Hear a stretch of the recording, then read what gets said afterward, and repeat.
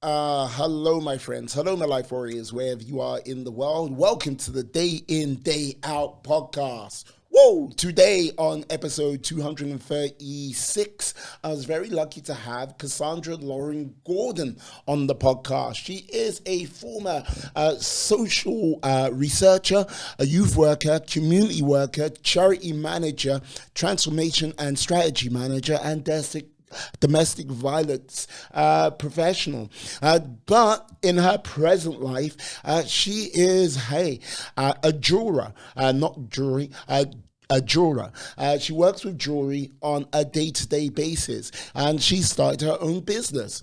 We spoke basically about how she got her business started, how she discovered jewelry was her passion, her guiding light. We also talked about her project she did with UCL and basically with cancer patients as well. Got to say, very interesting young lady. Lots of, I think, a very bright future is ahead of her, and I look forward to seeing that. It's joy to speak to her. So please sit back, enjoy the podcast, and enjoy the show. Peace. Ha. Hello, my friends. Hello, my life warriors, wherever you are in the world. Welcome to the Day In, Day Out podcast.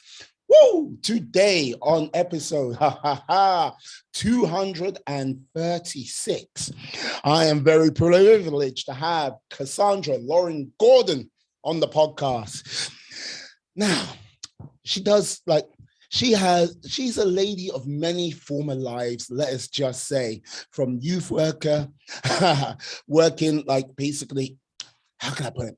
From youth worker, community worker, charity manager, transformation and strategy manager, domestic violence professional, and now in her present life, yes, she does a little bit of work with jewelry, just thinks about here and there. How are you today?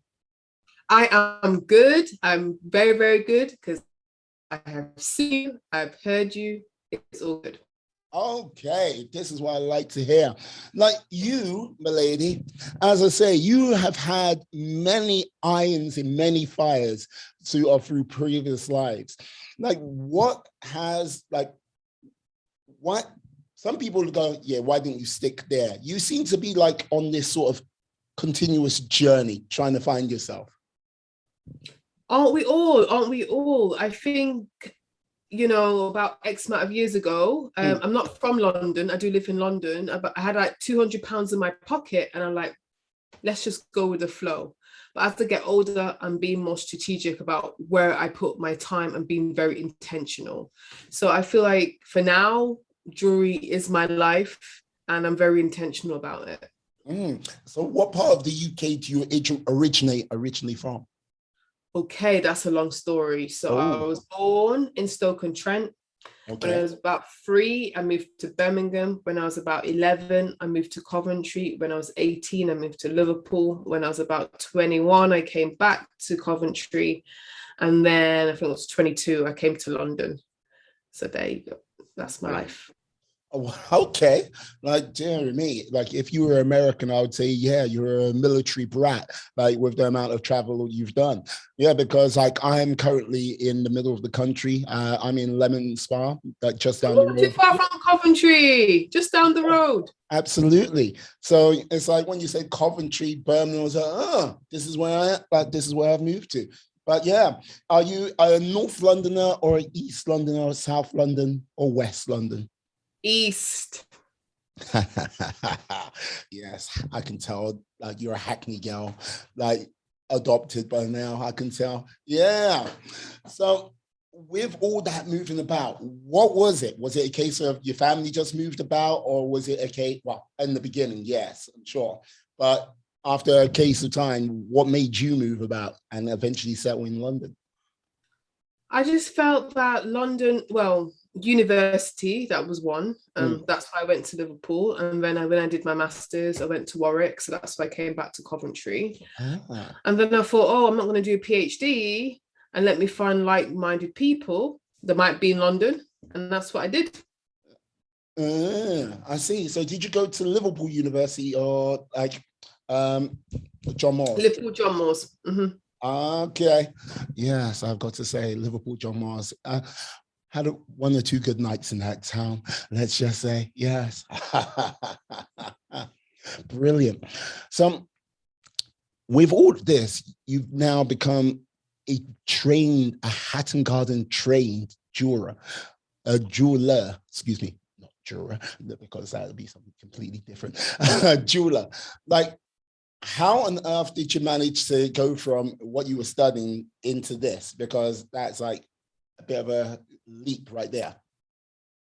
Okay, so it's a lot of grafting, a lot of courses, a lot of trying, a lot of weekends sacrifice for about 4 or 5 years. Mm-hmm. So I was working and I was studying like every Saturday for 4 years, learning jewelry manufacturing and jewelry design in Hatton Garden, and using my evenings just to learn how to make jewelry the best way I could.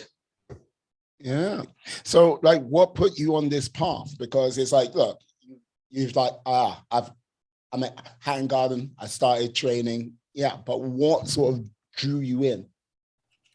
I feel like what I was made redundant in one of my jobs, and I was just so, in the most loving way, it wasn't the best experience, right? Okay. So what I did, I just wanted to have one thing of joy, one thing after this horrible experience, what they put me through, done it really, really badly. So I thought, let me do a jewelry course to make one silver ring.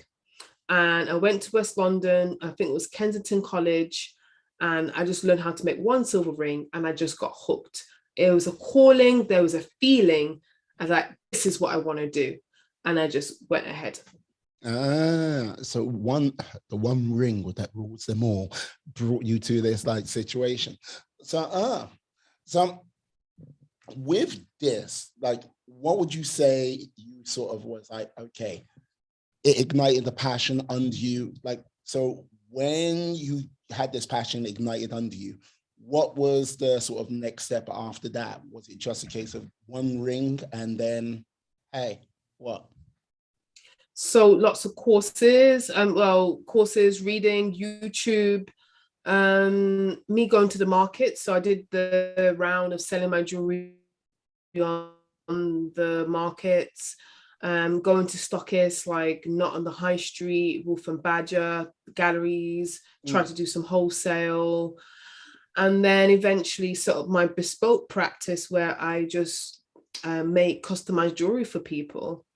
And that's what I did. I tried to get a job in the industry. I gave my CV out and stuff like that, but for whatever reason, never worked out. Well, like, this is the thing. You say it hasn't worked out, but it's a case of you're working for yourself at this present time and like coming up with your own unique pieces. So to say it hasn't worked out, I'd say that's maybe you're being a little bit harsh on yourself there. Oh, sorry, I wasn't clear. I said when I was trying to get a job in industry, Yeah, it didn't work out. So that's how I ended up doing my own business. That's what I meant to say. So thank you for pulling me up there. no worries. No, I'm not trying to pull you up. It's just like, hey, look, there are many a person which would like go, okay, I've been made redundant.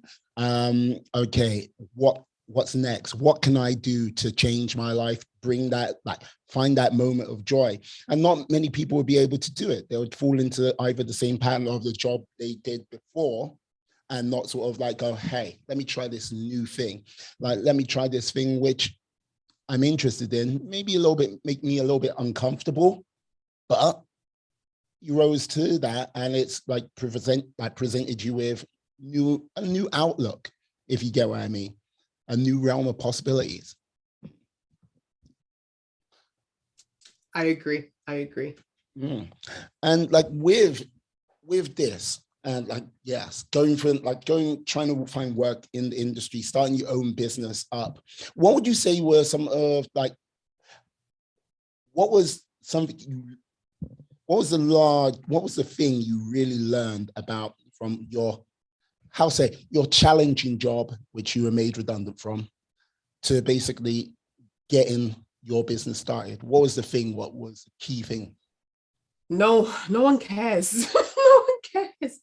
I mean, no one cares, you know, how do I say this nicely? It's just like you are indispensable, you know. People might say at work, oh yeah, we care about you, we value our employees, but some people can be cutthroat, and that's in the charity sector where everyone thinks it's all like rainbows and unicorns and you're helping people, and sometimes that is the most places where they don't treat people well. So I just learned, like, I wanted to learn a trade and a skill which I could use. And I thought jewelry is something everyone wears jewelry or has a relationship with jewelry. And that is how, I make my living now. So yeah, I learned that the hard way, because you thought, you go to uni, like you get your job and you feel like you're going to be on the career ladder, everything's fine. And then some people can just treat you so well in the workplace. So always having a backup plan, try to be independent after your, not swearing, but your F money. Meaning like you have your F fund, like just in case anything happens. Anything happens, like, because sometimes in charities, if it's or employment law, they can give you just literally 2 weeks notice if you there for literally your 2 weeks, and you got rent to pay, and you don't have rich parents, so it can be brutal out there when they let people go and don't give people notice. So yeah, I learned that the hard way.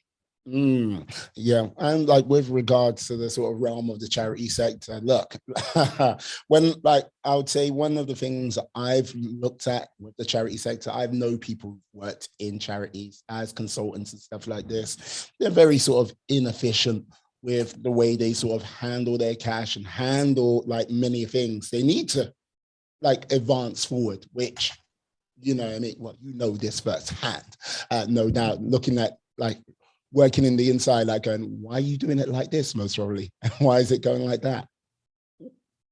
You're frozen. Oh, are you back? Yep. Yeah.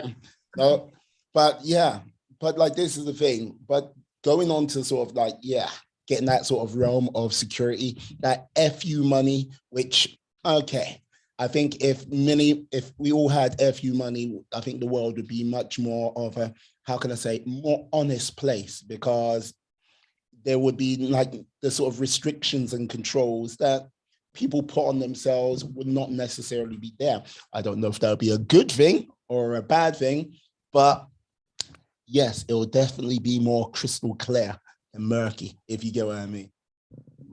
Yeah, it's important, because sometimes when you have one stream of income, people take the mickey at you. So I want to be positive. When you have negative experiences, you got to see what's the learning. And I learned. and I'm still learning. So what was like, the lesson, what was like your sort of main takeaway, apart from like, I got to have more than one sense of like source of income and a skill? Was there anything else you learned from that experience? But I want to give you a very cliche one. So please, hold like your, don't have a paper bag and, vomit through it. But like believe in yourself, because sometimes people in employment or in just people in your life, they make you feel like your identity is always what you do. And they make you feel that you can't do things without them. So knowing yourself and knowing your skills, and you can use your skills commercially and outside the charity sector, because sometimes you think like charity sector or whatever sector you're working is like the be and end all. There's not such thing as a job for life these days. And you always have to look about how you can make yourself valuable in your life and in other people's lives. Yeah, no, like this is the thing. I agree with that. Like the whole thing is like, belief in oneself. Like we are taught to believe in other people. We are taught to believe in institutions. We are taught to believe in like, objects, everything. Apart from ourselves on a sort of day-to-day basis, we're seldom told to make that bet on ourselves, not unless if it's like, hey, what you need to get your education, and that's the only bet you really sort of push forward to. And wherever that sort of narrow box people fall into, that's where you stay. And that's where people like go, stay in that box, do what you need to do, and like get on with your life. But if people sort of went, okay, let me make a bet on myself. And it doesn't mean start a business. It doesn't mean like, yeah, conquer the highest mountain. It's just like, yeah, okay, make a bet on yourself. Like believe in yourself to maybe draw a painting, maybe write a book, maybe just like, you know what I mean, go to a different country. They'll be surprised at how far they can go and how far they can grow. And like, I just don't think enough people are sold that message. Or if they hear that message, they don't believe in it because no one's told them to believe in themselves, you know? Understood. So with regards to yourself, and no, I would say a person which I would say not lacking in confidence. Now, what was the sort of first thing you sort of went down with regards to after your silver ring? What was this like? Was it a project or was it just like you said, costume jewelry? But what was the thing where you're like, okay, this is the big leap into jewelry? I mean, putting yourself out there, going to markets, markets are hard work, especially when you're competing, if you go to London and you go to a London market, a street market, food, there's usually food, or it's usually people go there. So people won't hesitate to pay 10, 15 pounds on a burger, a coffee and a croissant, you know what I mean? But people are not really there to buy jewelry. It's an impulse purchase, right? And there's like so many jewelers. So, and you're competing and you're the one who's hand making it. So sometimes people are there selling jewelry, which is imported from China, which is fine. But that means it's at a fraction on when you made something handmade. So I learned the hard way of like, putting my hand making stuff, which is like 20 quid, which you think is not as bad. It's affordable. But compared to people who's selling things for £10, it's like a tricky thing. So I had to learn the hard way. And having a big leap of like working in, now working just in 18 karat gold and just, being very, putting the price walls up. Like, look, I can't do things under £1,000. I can't make physically things. So, the average engagement ring is like, for the UK, it's like 2.5 grand. Yeah. So anything 2.5 grand is up. And just say no to people like, no, I really want to help you, but I can't do that because it's not worth my time, or not worth my time, but it's just I just cannot physically make it for that much. So being comfortable of knowing your worth and knowing what service and quality you can provide for a certain price point. Like it must have been a very sort of difficult thing, sort of getting like learning those margins and like sort of like going, okay, because it's one of those things where you go, okay, I'm now starting my own business, but there is so many other little lessons which go with that. You know what I mean? Like there's margins here, taxes there, like, yes, who to talk to, who will be good suppliers and everything like this. And sort of like building that sort of network. How long would you say it took you to sort of get something like where you were confident that you can like go, okay, I need to get these supplies for this next collection? It depends, but it depends on what you're doing. So confidence only comes through practice. So only up to about 2 years ago, I was doing everything by hand. And then I'm like, oh, I want to try 3D. So you do different techniques in jewelry, right? So when I started being trained, I've learned everything from the bench, like literally sawing everything by hand. That's how I learned. But then I'm like, oh, there's some other techniques by using computer aided design, using different waxes, using technology really, to make things a bit faster and more cost effective. So through trial and error, like I'm using 3D design techniques to get my jewelry done. That was a big leap, So I just feel like it's not like one thing what I do, it's a continuous thing, or everything. Like this month, I'm just finishing off doing a pure 18 karat collection. If you look on my website, most things are done in gold vermeil, gold plated. But I'm just like, you know what? Invest in myself. 18 karat is very expensive, but people respect 18 karat and they see it as real gold, right? So 18 karat and diamonds it is. So that's what I'm, and it took a lot of leap and investment to get there because I have no rich husband. I'm not these celebrity people who have, oh, this is just my jewelry line. It's like everything I sell goes back into the business. So it's like a slow burn. It's a slow burn. It's patience. We're doing it over 10 years now. I had no outside investments. A lot of these jewelry brands do. Sometimes they get venture capital. Sometimes they're family business. So I'm very passionate about having unconventional routes doing things. This being in the fine jewelry business when you don't have no family connections, you did not train as an apprentice, you did not go to university for this, but there's high barriers and you don't have a lot of money capital. There's a lot of barriers. It's not an easy thing. So when you see celebrities just like put out a line, just like that's nice for them because they've got investment, they use their own money, but whatever you want to do and it's worth fighting for, you just have to do it, no matter how long it takes. No, I hear that. Like it must be that sort of challenge of not sort of having venture capital coming in or like sort of outside investment.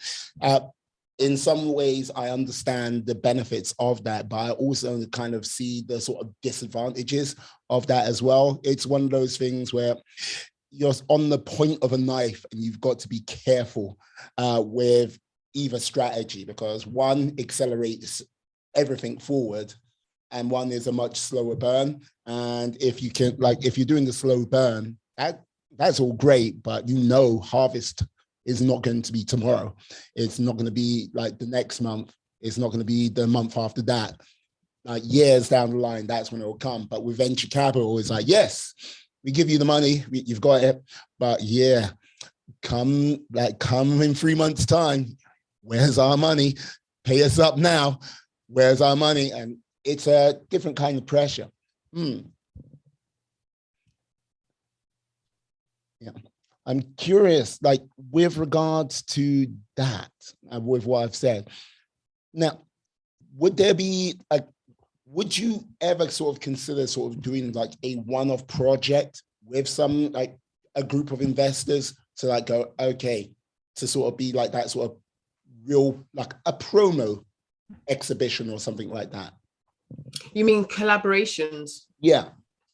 Yeah, so I can't say right now. So the 18 karat collection, and what I'm doing is in collaboration with a diamond company.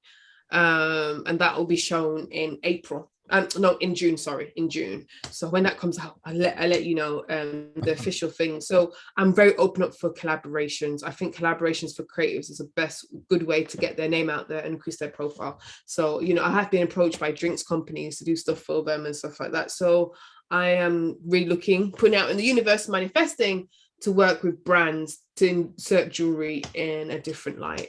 I see. A drinks company. My God, that's unusual, to say the least.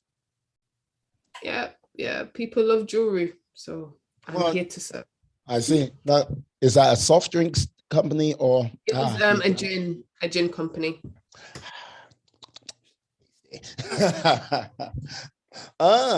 Excellent. So with this and everything like that, now, where do you think you see yourself going with regards to the jewelry in the next, say, 5 years?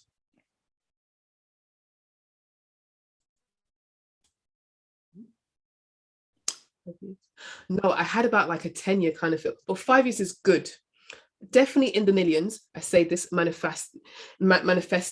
I don't know. In my head, I have a figure of like if I ever had an exit strategy, right? And the figure is 3 million. So if some people came to me and say, "Hey, Kassandra, we want to sell your brand. We want to give you to buy you out for 23 millions," I'm like, I'll take it. Not just, 23 millions of my own, like in my pocket with no taxes or anything. I want 23 million in my bank account. with no taxes, not give anyone anything.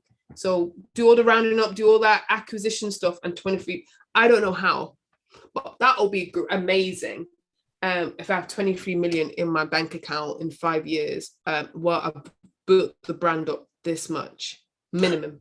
Why 23 million? Because like, I don't know. It comes in my mind. It's just a number. And I'm like, why is 23? Maybe it's happening. I don't know. Because like, yeah, 23 million. Fair enough. Like 23 million, yes. Like in this nation of ours, in London, yeah, you can live like a queen, quite easily. Yeah. But okay, 23 million. Interesting. I'm intrigued with that number, but hey, the number 23 seems like is a number of excellence, a number of power in some regards. Like, hey, Julius Caesar was supposedly stabbed 23 times with that number. Like, basically, Michael Jordan has made that number a number of, outstanding excellence. And it's seen, the number is seen as, that gold standard, if you will, of legendary status. So 23 million. So in 5 years, do you want to be halfway to that 23? Or is it a case of, you know what I mean? As close as I can or on it. Like over 80% or on it. Okay. 80% or on it. I'd love to be close to that number, build the brand up as much as that. Right. So if you hit that figure, would it be a case of you'll throw a retirement party like Jay-Z and then basically work harder than ever? Or will it be like feet up on the beach, I'm chilling? I don't think I can ever retire, if I'm being honest. It would just be a treatment to see what I can put a fine jewelry brand from scratch to that level. I probably would start another business, actually. Okay. A lot of founders do. So I probably would do that. I'm not sure what I would do after that, but the main thing, my heart and soul is for this brand at this moment. And I think even if I did sell it, I want to be like an employee of it or something. You know, they usually do that. If you have an exit strategy, and I'll just be like, I'll be your president, your like the ceremonial person, you know, just, but you're not really involved. I do believe in it. Yeah. Okay, that is interesting. But do you think you would be able to actually let go one finger at a time? Because once the money is in my account, yeah. Okay, because like this is the thing. Say like if you hit that the magic figure of 23 million, okay, without any investment, and it was like still there, churning away, doing its bit. Would you sell up then, or would you just like, okay, you guys manage this, I'll be in the shadows? Or, you know?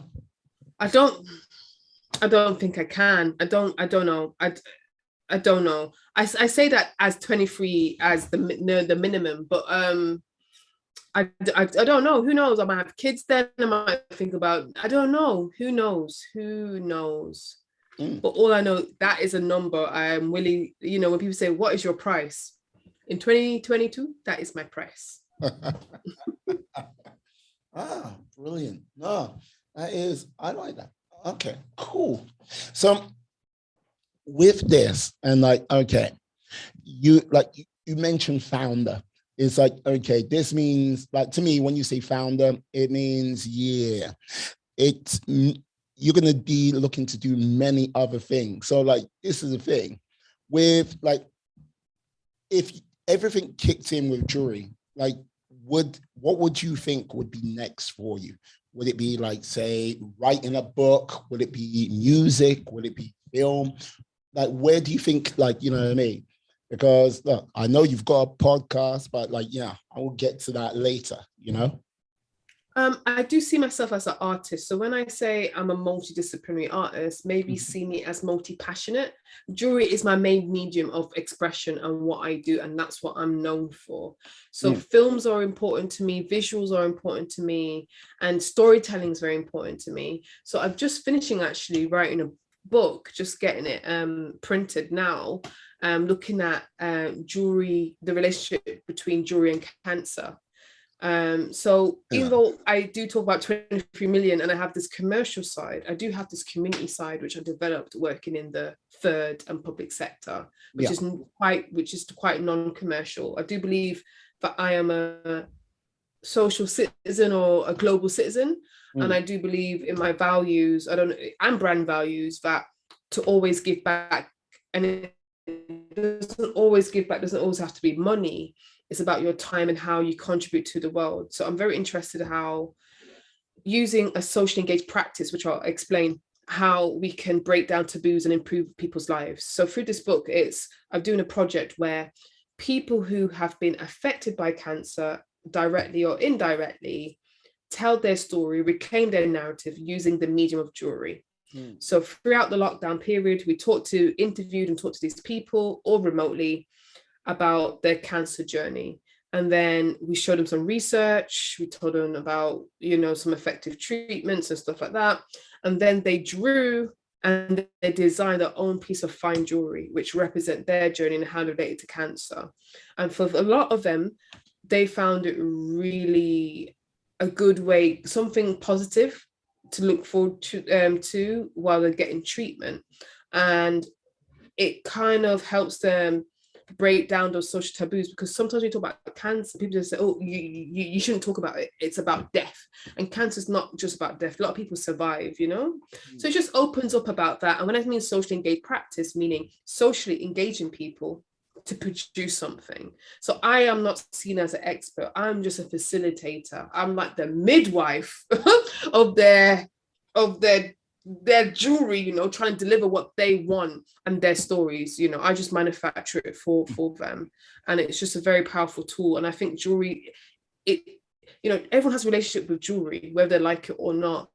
And it's just not giving that love, of how it's such an emotional manifestation and symbol about who we are, our heritage, what we do. And it transcends our lifetime, because when you go to a gallery, when you go to a museum, you see brooches, you see all these times of jewelry, it lives on, future heirlooms. So I'm very interested into heritage and legacy, and how jewelry is being used in a social setting. Yeah, like this is the thing with regards to jewelry, like any sort of like decoration or anything like this, like from like a ring to medals, everything like this. Like the thing for me with regards to jewelry pieces, anything like this, it's the story what goes with that. That's the thing what really gives it that power.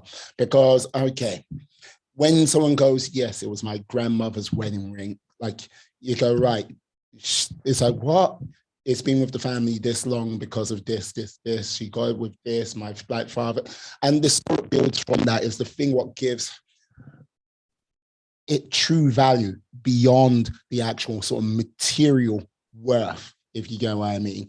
That's what gives it its true value, its pure value on that level. And like, yeah, doing a book with people who are like suffering, like, well, fighting like the big C cancer on a day-to-day basis, like, yes, that piece of jewelry they design could be like, yes, on the sad level, might be one of the last things they could like do and pass on to their family.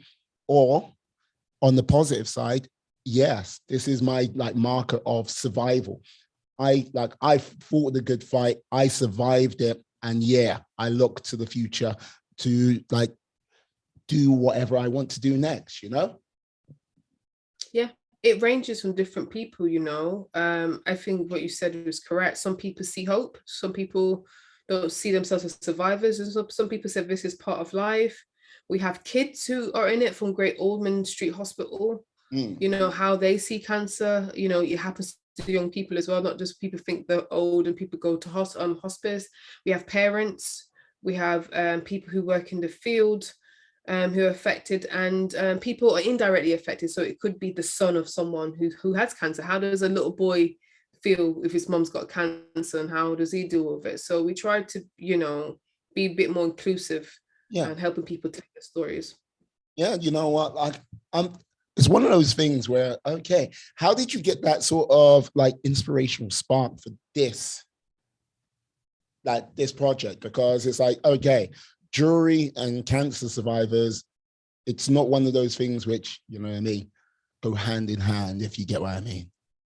Good. Yeah. So I was talking to a cancer researcher who's very leading in her field. Her Yeah. name is Aisha. She's based at UCL. Mm-hmm. And we just came up with a proposal. We're just like, hey, we want to try this out. So the analogy, the synergy is between the cancer researcher or the scientist is like, she has cutting edge research about the diagnostics of how to see different cancer characteristics. So she does different staining techniques under a microscope to see how the cancer behaves and what does it look like and what do they do, because the more identifying characteristics you have about cancer, the more likely or successful you can treat it. So that's her techniques of doing. She's really, she's like, she's identifying, she's putting like this dictionary together, like, look at this, look at this, look at this, before you give a prescription or something, and then we just talk, okay, so she's getting this technology to tailor make these type of treatments or help these people to make, or these people working in the cancer field, these type of treatments to make it effective. As a bespoke jeweler, I'm tailor making people's reality, dreams into reality. So that's how we see the synergy. Like, the project's called Tailor Made. So she's helped to tailor making cancer treatments and helping the diagnosis better for people in a personalized way. And I'm trying to make jewelry in a very personalized way for people. So we're just trying to put it together. And we put a proposal together to UCL, and we got funded. So that's how it came about. Oh, fantastic. Oh. I have to ask now, look, I don't know how many pieces of jewelry you've designed and everything like this, but there must have been one piece you must like, which you had to give away, but you're like, I love this piece. What was that one piece?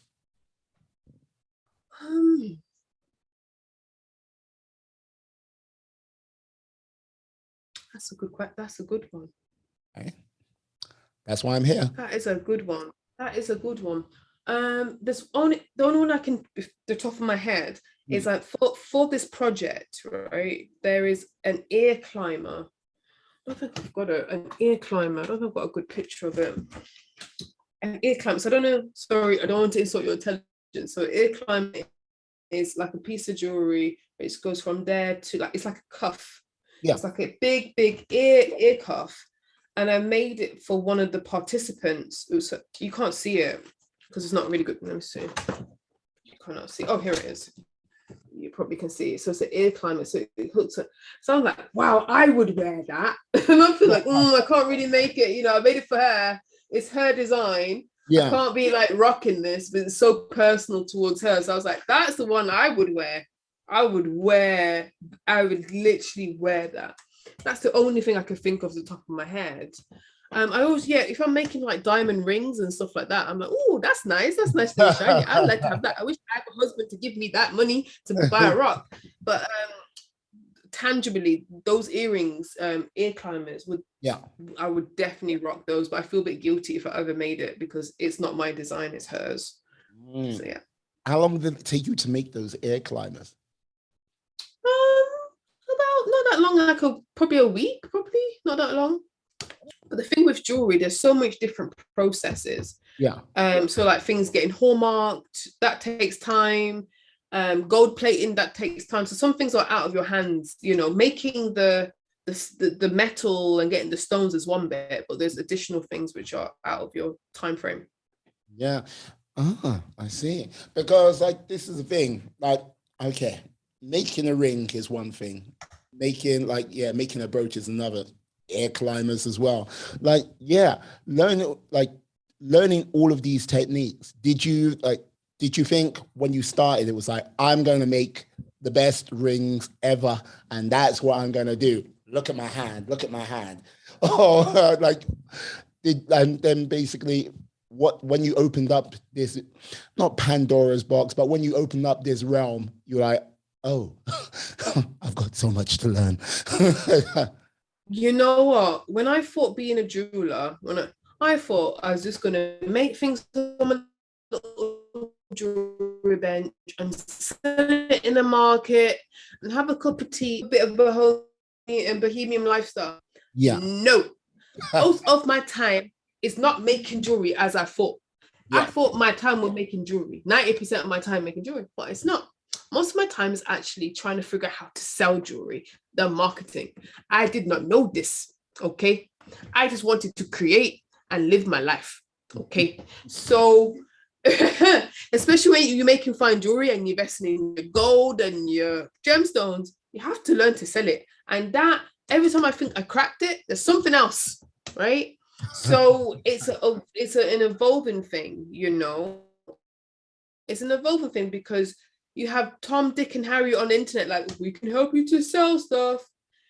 And you have to really look in yourself and believe in yourself, you know, what you can do and what is your strengths and stuff like that. So, you know, I do not as much making as I love to, because I'm starting to work with, you know, people in my workshop and craft people to help me to make it, because I want to like help the business. So learning about doing some of the unsexy stuff like accounting and business systems and stuff like that, things, the discipline, what will make you the money is like, oh, I have to do those stuff if I want to grow it as a business, not as a hobby or a side thing, you know. I just like the way you're like the marketing. It's like it's your marketing. It's like, no. But I mean, I don't see it as a dirty word anymore. I did see it as a dirty word when I first started. So I don't want to be on Instagram. This is long, but this is what it is about. This life. It's like if you're an athlete, yes, you do the race. But you have to do all that training. You have to diet. You have to go up 6 o'clock in the morning. It's part of it. So I can't just love the shiny bit where oh it looks nice and if I have to love all of it. I have to. And I bet you that sort of that journey of love, that love tale took a little bit of time to get there. I imagine.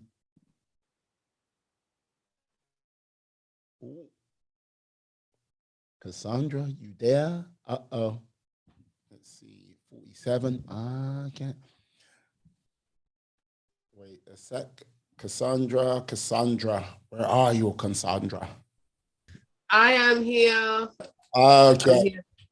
I'm here in the universe. Don't worry, don't edit. It's all good. I'm all here. So yeah, it just took me ages to find that love, to accept it. Yeah. No, I hear you. Because like, as I say, like, yes, people, when they go, yeah, people go, follow your passion, follow your dreams. And it's a case of, you go, okay, great, do it. And like, I will say to everyone, yeah, do it. But remember this, like every passion, every dream is kind of like an iceberg. You see the 10%, but you don't see the rest of it underneath, because everyone who goes, oh, that person's an overnight success. Yeah, no one actually sort of celebrates the journey, the work to get to that sort of like overnight moment, you know?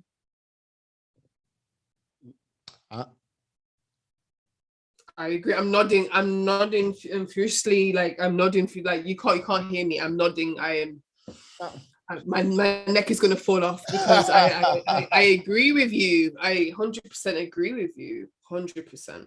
Yeah. So with this, now I have to ask, you've doing the jewelry, you've doing the book, and now like you're like going, okay, you went, hey, you know what?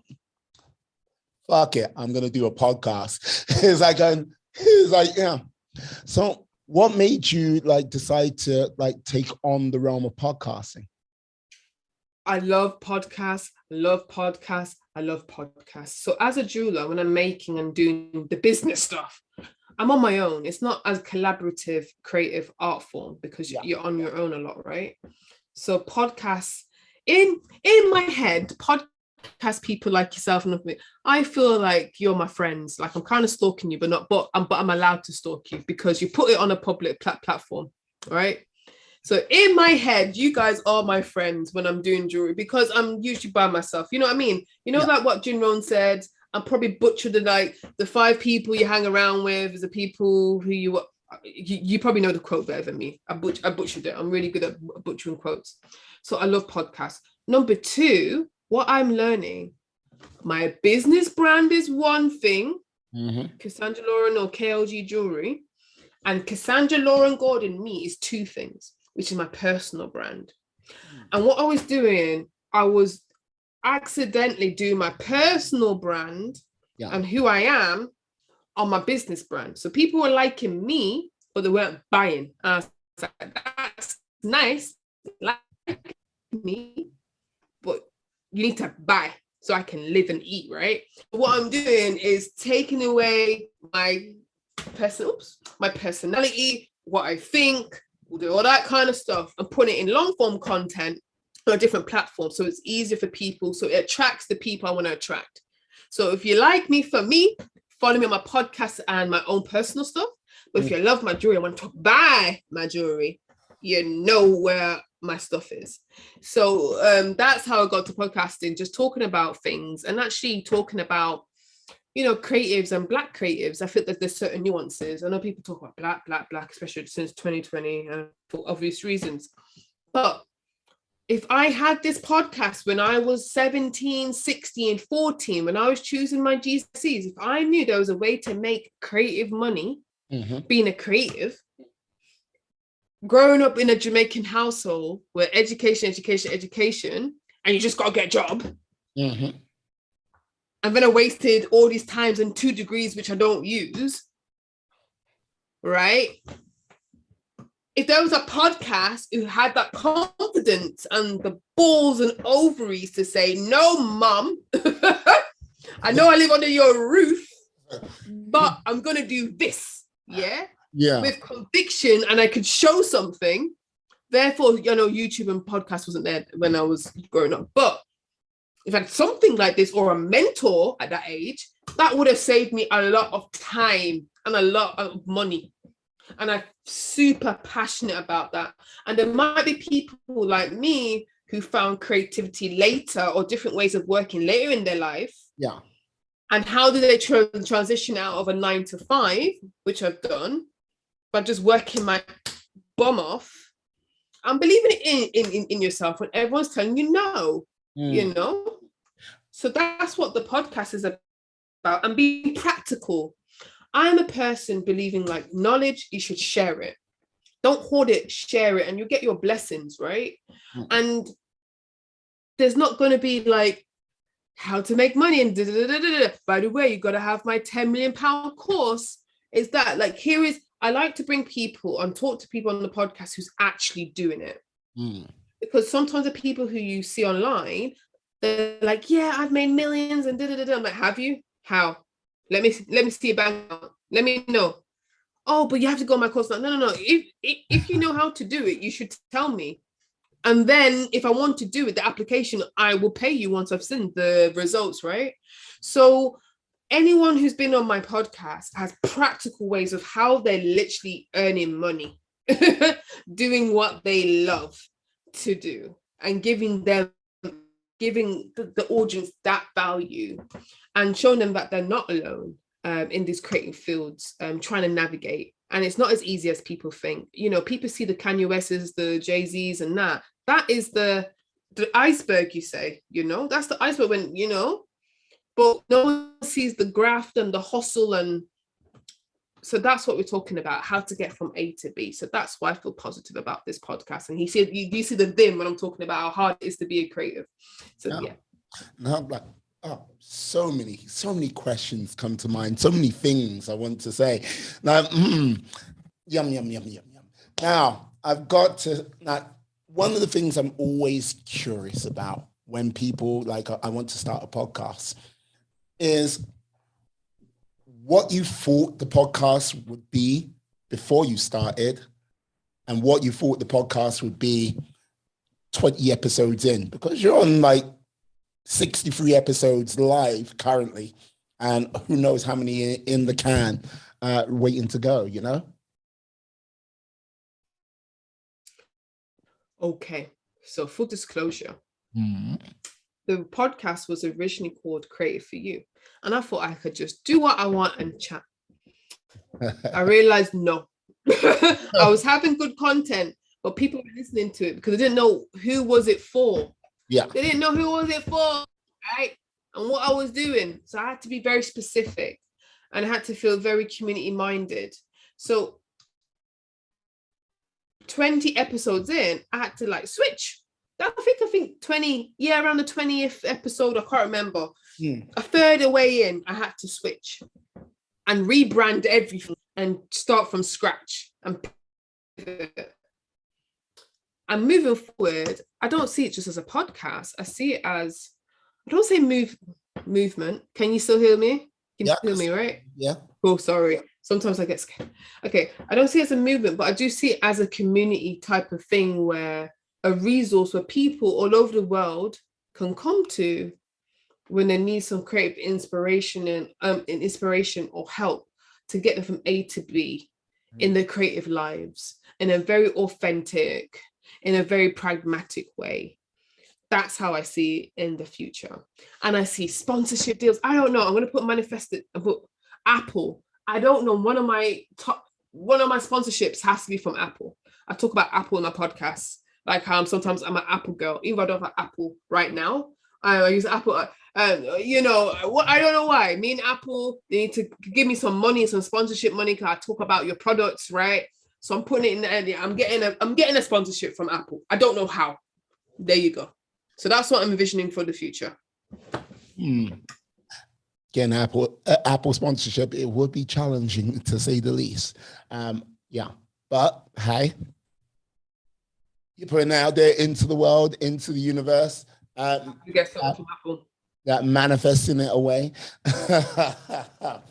So with doing your podcast, like talking to these people all around the world.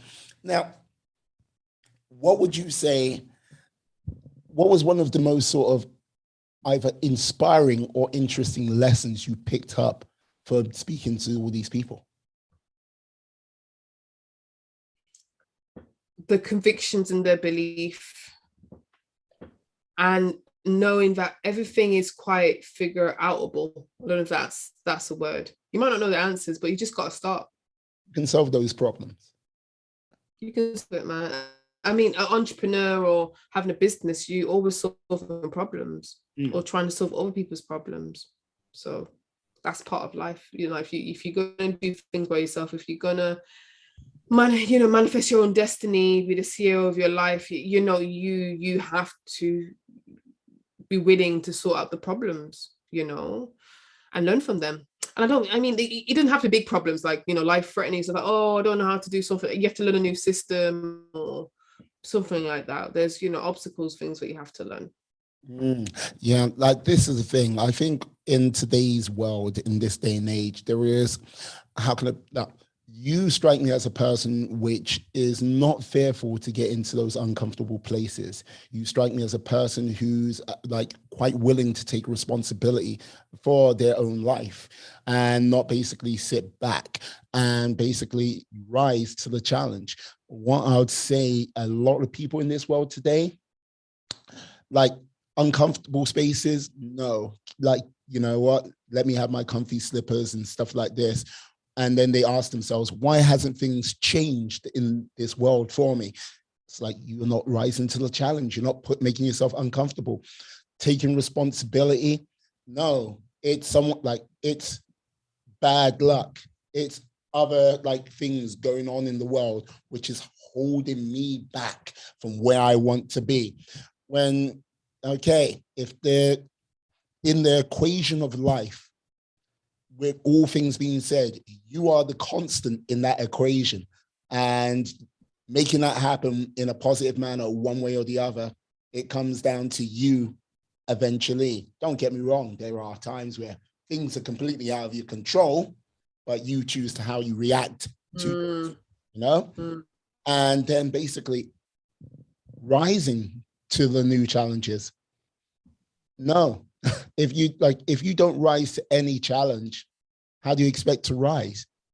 it's one of those things which you like go, it baffles me sometimes, but I think, yeah, more people need to do that, take that responsibility, put themselves in a place of discomfort, and then rise to the, like, whatever challenge comes forth, you know? Absolutely. I'm just nodding again, just like you speaking the truth. Speaking the truth. Just small elements. Like, yeah. So you've been a host for 63 episodes. I'm curious to like find out. You've been like a guest on a number of podcasts too. What has that experience been like for you? It's a bit different being on the other side, you know? It's a bit different. Because I get to explore, you know, I learn things about myself. I you know, the subconscious works when I come off the part. I'm like, oh, did I say the right thing? Oh no, was I succinct enough? I'm not sure. So a lot of the work of the podcast happens after the podcast in my, so the personal development stuff happens. So I thank you for asking that. I'm really thinking about how do I feel. I literally think about that. Like, how do I feel on the other side? Am I giving value? Am I trying to be a good guest? I hope, you know, the listeners or viewers, they get something out of it, because, you know, time is precious, and I really want to make sure that it has an impact, at least, you know, most of your viewers' lives. You know, I really want to make sure I've done something which at least resonates with them. I hear you. And like, this is the thing. I think either side of the fence on a podcast, if you're talking to people, depending on what type of podcast you're doing, yeah, there is that opportunity to learn and grow, because as time goes by, like, I often say this, like, when you're in your like teenage years, early 20s, you're like, okay, we're going to go out. We are Legion. And all you hear from the reply is, oh, large crowd, and go out, hit the town. Yeah, like, as time goes by, I'm going to say, you get to your sort of mid-20s, early 30s, it's like, we are Legion. And you hear a, oh, not as loud as before, but yeah, it's like, okay. You get to like this is where I'm going to sort of start revealing my age. But when you get to your like your mid-30s and your early 40s, like, it's like, we are Legion. It's like, well, no, we're not a Legion. We're more like a crack unit. And like, it's like going like, because life comes in, and yeah, people get married, people move away, like people are lost along the way because you can't have them there. But as time goes on, you talk to less and less people. So those opportunities for new ideas and growth on a personal level start to like fade away. And you become to be like, they go, oh, you become set in your ways as you get older. It's not a case of you want to get set in your ways. It's just a case you're the less and less opportunities to have conversations which might go, you know what, I've never seen the world in that point of view. Yeah, you're right on that. You're wrong on that. And like the ideas, the good ones and the bad ones, which you normally would have, which compete and like kill off one thing or kill off the other or evolve into something new, you don't have that opportunity to have those experiences, you know? Absolutely. No, you say things eloquently more than I would do. You round it up very well. No, you're eloquent. Like, don't say that. You're eloquent yourself. So yeah, it's all good. It's all good. So I was like, okay. I'm listening. I'm listening. I'm like, that's right. Yeah, I like how you phrase that. I might borrow a few things. Yeah. Feel free to enjoy and like use them in the future. It's not mine to just own alone. It should be shared out there into the world, because like, yeah, when we sort of get selfish with like the knowledge and experiences we have in this world, that's where the problems start to kick in. That's where, like, you know what I mean, we can't see things from other people's points of view. And like, you know what I mean, we get too much sort of, this is my team and everyone else go to hell, you know? And that is not a good place to be, because it leads to dark places. It leads to dark actions. And like, yes, and leads eventually to great suffering. I'm hearing you. I'm hearing you. So with regards to your podcast, now, is it a case of you just going to interview like people on the individual basis? Do you have a sort of target number you want to get to? Or like, is it a case of you want to do this for a year or two and then do something else? I think this is long term. It's part of me. I think part of my personal brand. It's always seems some part of public speaking. Like before COVID and that, I was, on this what do you call it, public speaking circuit, doing different things. Yeah. I do enjoy listening and try to speak to people and try to help people find their voice and stuff like that. I do see this as a more of a community. I'd love to take the podcast live. That'd be a dream. So I put it on my little kind of to-do list. If I can put do a live podcast or do some events, around, creativity, or have a salon, like people can share their, their art, or share what they're doing, or have a bit of a critical thing where people can, share ideas. Because I think art is like, sometimes we're so sensitive. So I'm talking about myself, maybe. Okay. We're so sensitive. And we want to, I'm a person like, not cost me, but give me criticism or give me constructive criticism in private. And then I'll show you everyone in public. Because sometimes the world can be so harsh when you put yourself out there in the public sphere. So I want to create safe spaces, whatever safe spaces means. I know it's overused, but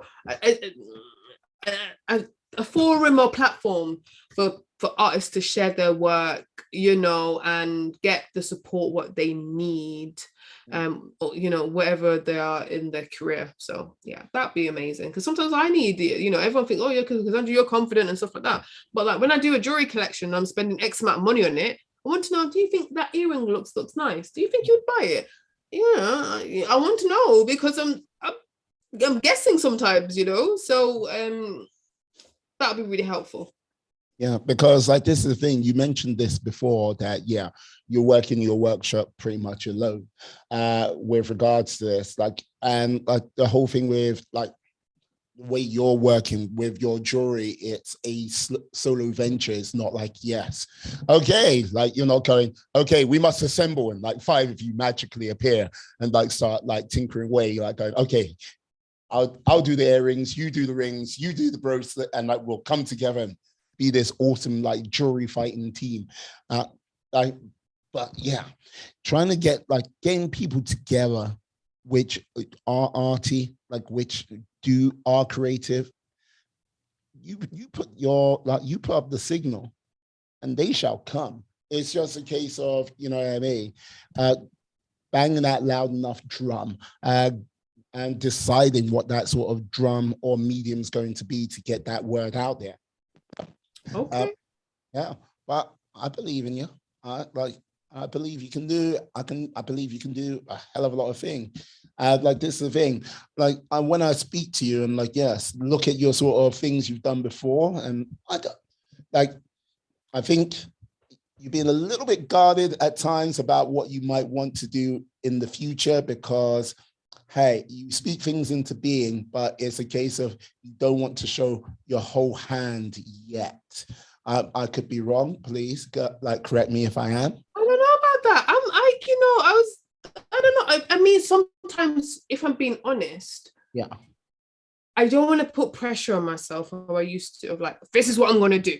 And this is, so I'm very into like transformation. Like I have a vision. Yeah. Right.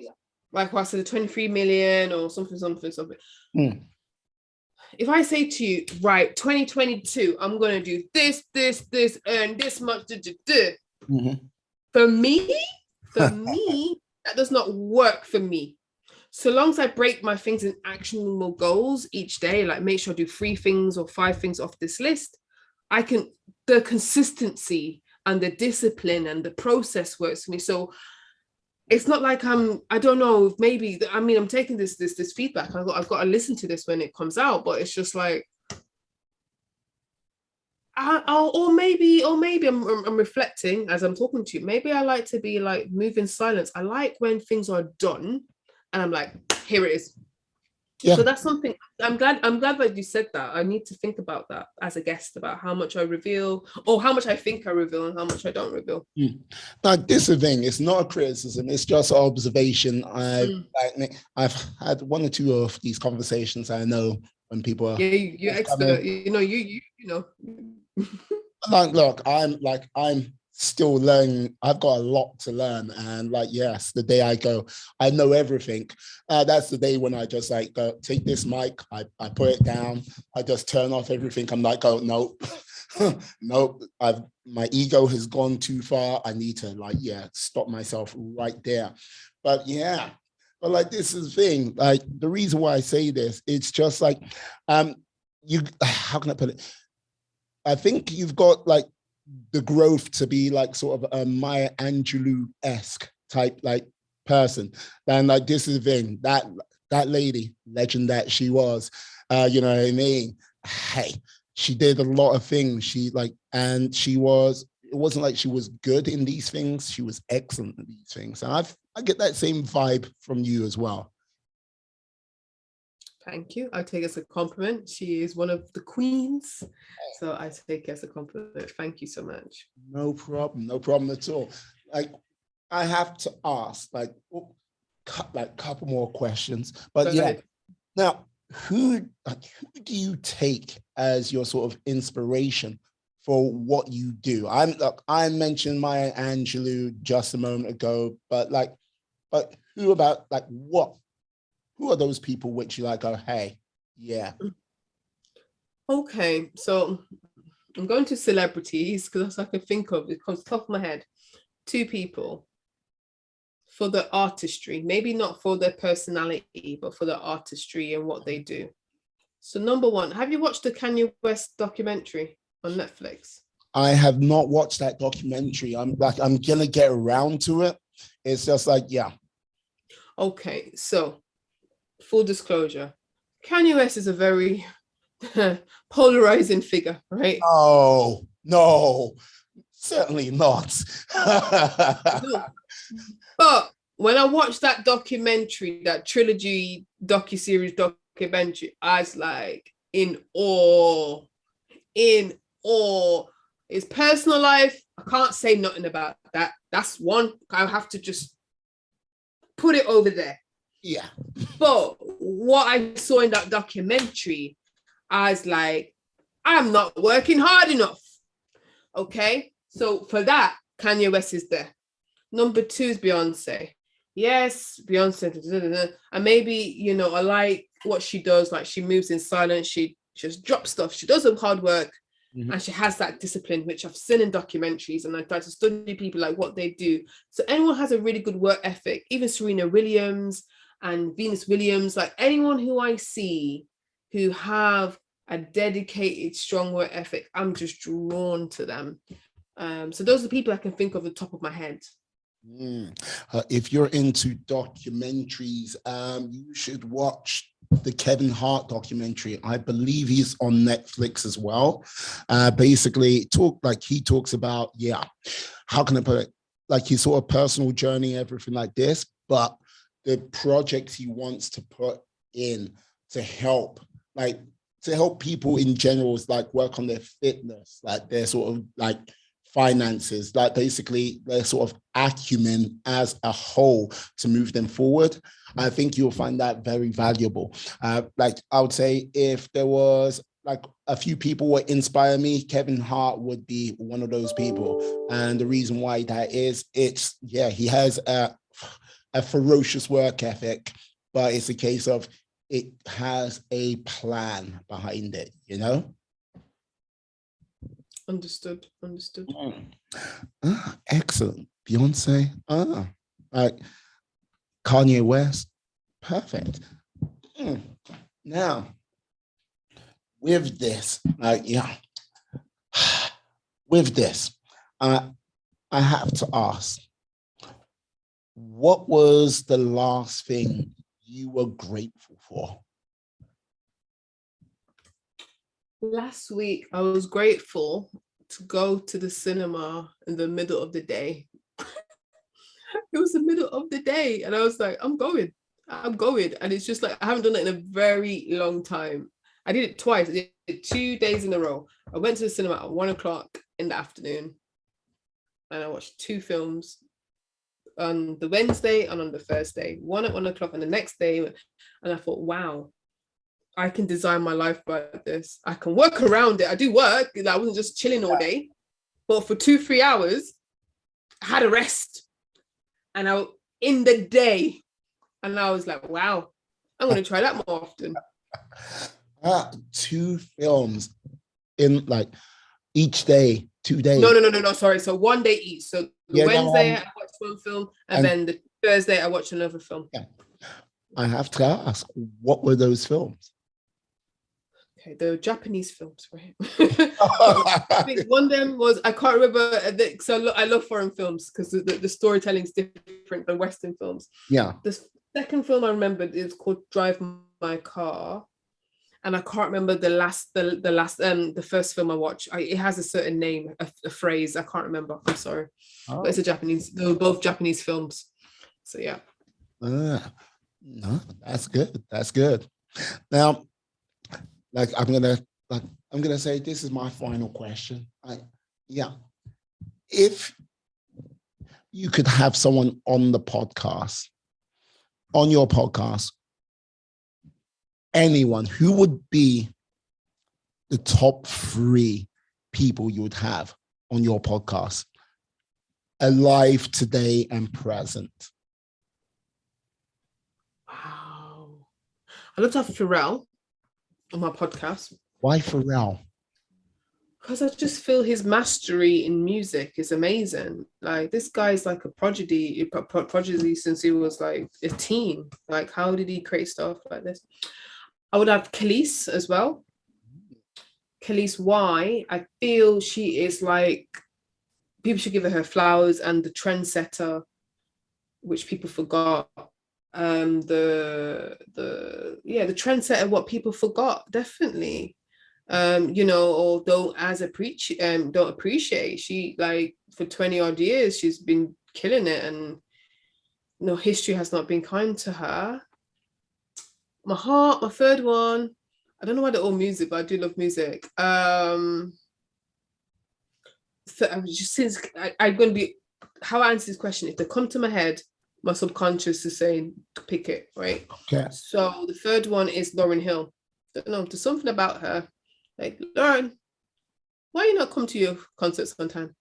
Lauren, I love you. Like, let's have some new music. Let's talk to the lawyers to figure out why you don't own your own music, and let's figure out, because this woman has made money off this album, which is over 20 years old, yeah, and she still performs and take care of her 6 kids on this album, right?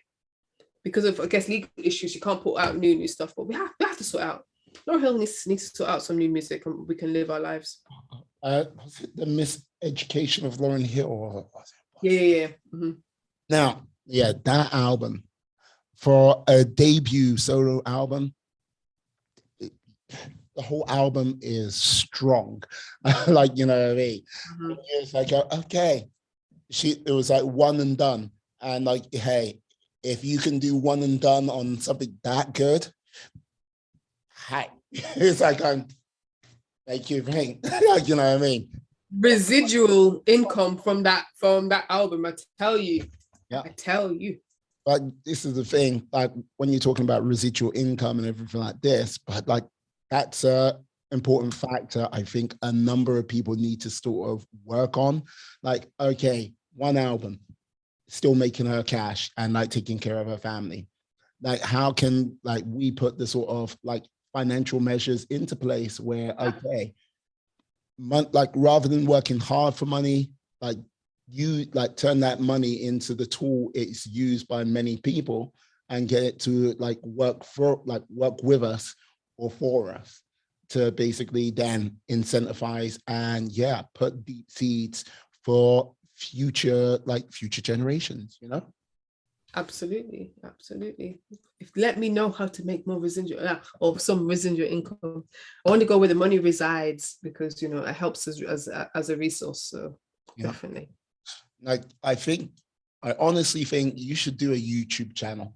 I'm just gonna put it out there because you got the personality and vibe. I did watch your vlog video, but I would say if you were doing something a little bit more educational, I think that's where your happy place would be.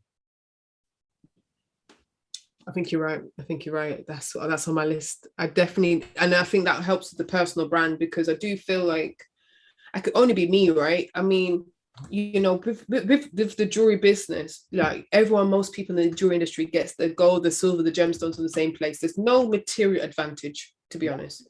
It's the way how you present yourself. So I'm spending a lot of time looking at the branding, the aesthetics of attracting the people. And for me, it's Kassandra Gordon, the personal brand, me. I've got to put a lot of effort in as well. Like I can chat for England, for Jamaica, and for the world, but what is my intention? What do I want to give value to? How do I relate to people? What would they get from me? I can't just regurgitate the same things. I can't do that. There's no point. There's only one me. So if my mom pushed me out, went for pain and all that kind of stuff, I need to do something different, right? So yeah, that's why. Yeah, so I'm very thankful and grateful for you to let me be on your platform. I really do appreciate you taking your time to do that. I appreciate it. It was a joy having you on today. Absolute joy and a pleasure, to say the least. I'm going to have to say, yeah, can you tell the lovely people how they can find you out there on these interwebs? Yeah, I don't. So my name is Kassandra Gordon, the whole name, my government name, what my parents gave me. So my jewelry is www.klgjewelry.com, jewelry, the British spelling. If you want to find me on the podcast with me and my views on life is Black Creative Handbook. And I'm sure the links are going to be all down there. You can just click on it. And yeah, that is the main ways you can get in contact with me: the website, Instagram, KLG Jewelry, and the podcast. Perfect. As Kassandra mentioned, yes, I will be putting the links in the description into the show notes. So yes, click, find her, get in contact, and yes, maybe pick up a little bit of jewelry. If not that, have her listen to the whole podcast. Yeah, she's making it rain. There you go. Hey, we have to eat, right? We have to pay bills, You can't be humble. I used to be, no, don't say anything. No, I just want to talk. No. We work too hard. She's making it rain with phantom cash today. Make sure you can turn that into reality. Make that cash real for her. And hey, I'd like to say thank you to you, my friends, my life warriors, for sticking with us up until this point. Please stay safe, stay well, be awesome, be excellent, be fantastic. Be all the positive bees you can be in this world and then some. Have a great day, guys. Yes. Peace. And we are